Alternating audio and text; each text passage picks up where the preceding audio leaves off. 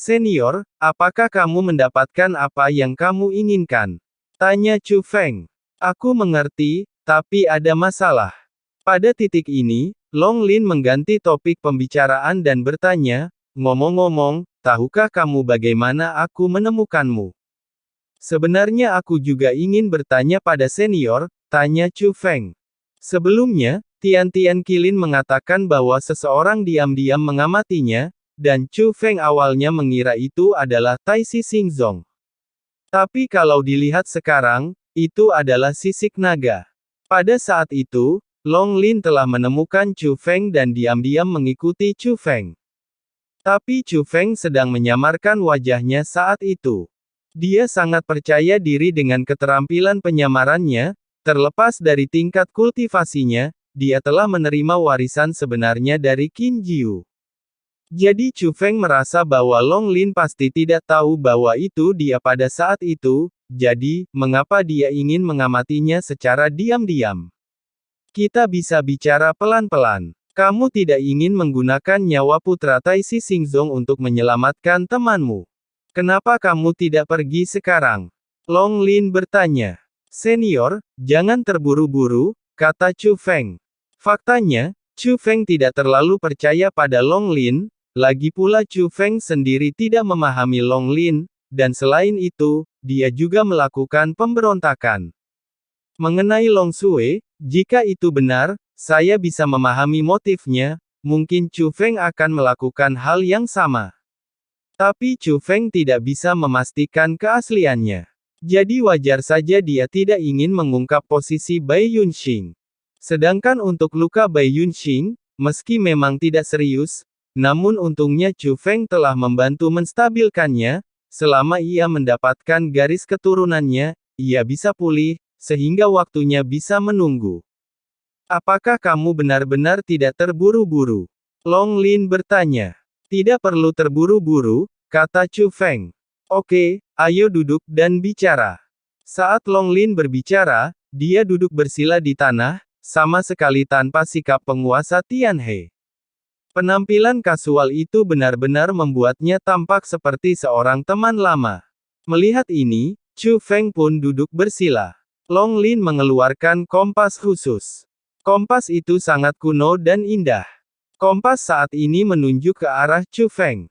Senior, apa maksudmu? Tanya Chu Feng. Saya telah memperoleh sumsum naga dari naga leluhur, tetapi sumsum naga dari naga leluhur sangat keras dan perlu ditempa sebelum dapat digunakan oleh Suir. Dan penempaan ini mengharuskan orang untuk meredamnya, kata Long Lin.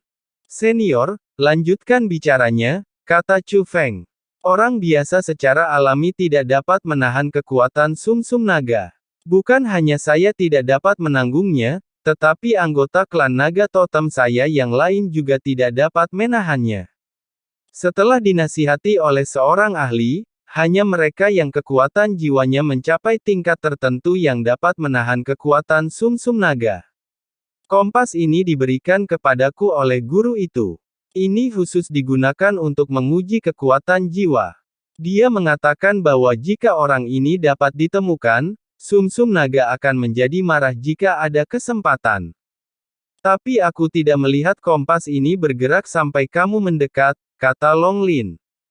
Senior, apakah kamu ingin aku membantu melunakkan sumsum naga? Tanya Chu Feng.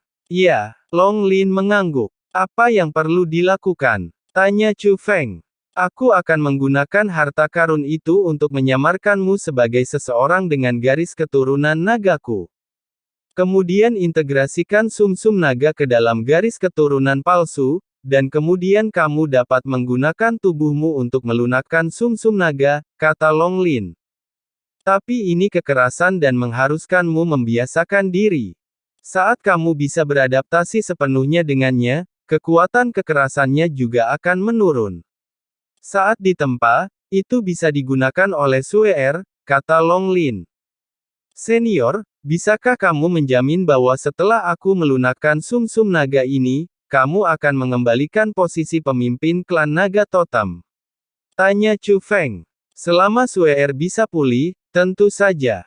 Bagaimanapun, itulah yang awalnya aku rencanakan, kata Long Lin.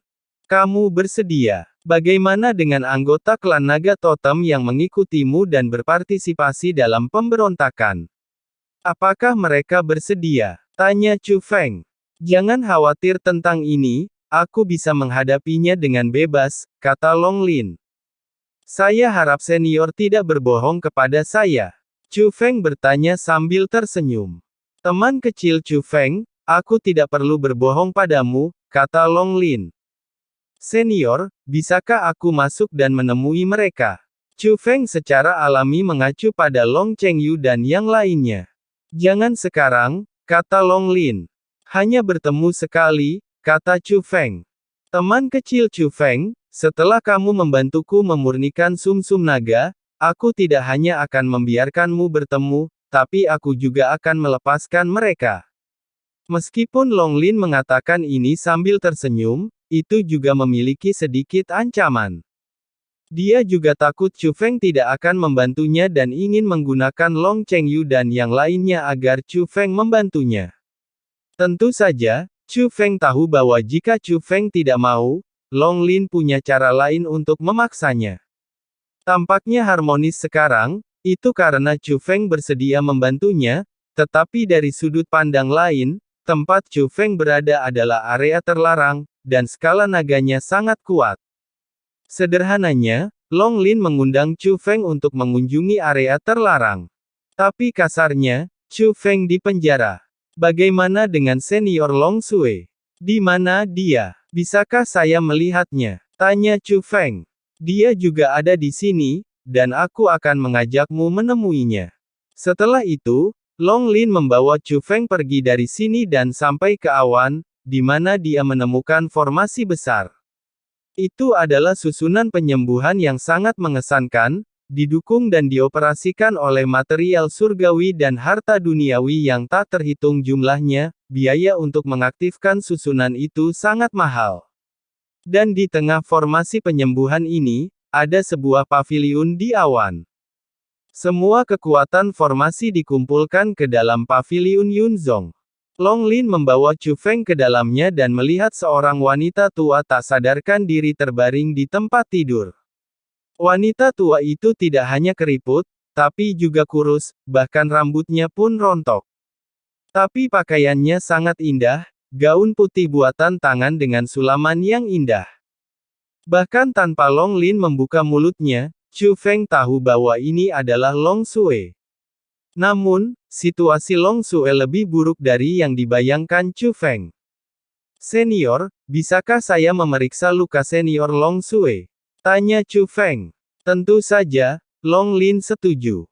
Chu Feng melangkah maju dan menahan denyut nadi Long Sui. Setelah dilakukan penyelidikan, diketahui bahwa kondisi Long Sui memang sangat sulit. Hal ini disebabkan oleh garis keturunannya dan kini telah menyebar ke seluruh tubuhnya.